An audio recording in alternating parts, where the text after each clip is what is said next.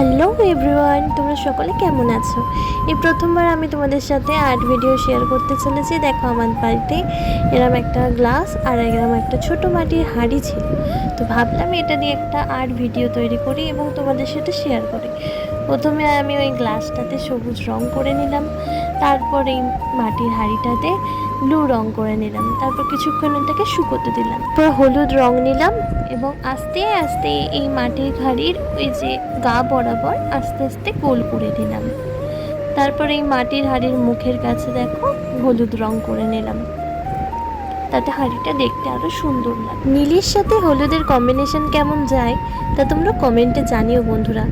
তারপর আমি লাল রং দিয়ে ওই হলুদের ওপর ডট ডট করে লম্বা লম্বা করে লাইন কাটতে থাকলাম। তারপর হাঁড়ির মুখের কাছে হলুদ রঙের ওপর লাল রং দিয়ে ডট ডট করে দিলাম। তারপর গোলাপি রং দিয়ে হাঁড়ির গায়ে ছোট ছোট করে কলকা আঁকতে শুরু করলাম।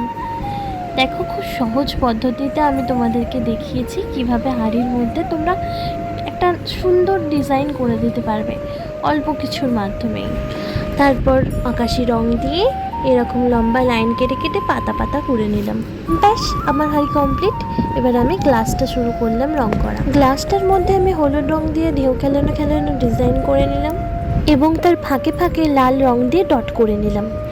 এরপর আমি হালকা বেগুনি অর্থাৎ পেঁয়াজি কালার দিয়ে গ্লাসটার গায়ে কলকা করে নিলাম। তারপর অরেঞ্জ কালার নিয়ে বড় থেকে ছোট এভাবে ডট ডট করে দিলাম। দেখো, আমার হাঁড়ি গ্লাস দুটোই কমপ্লিট। এবার তোমরা আমাকে কমেন্টে জানিও যে এই দুটোর মধ্যে কোনটা বেশি ভালো হয়েছে। ভিডিওটা যদি পছন্দ হয় লাইক করতে ভুলো না।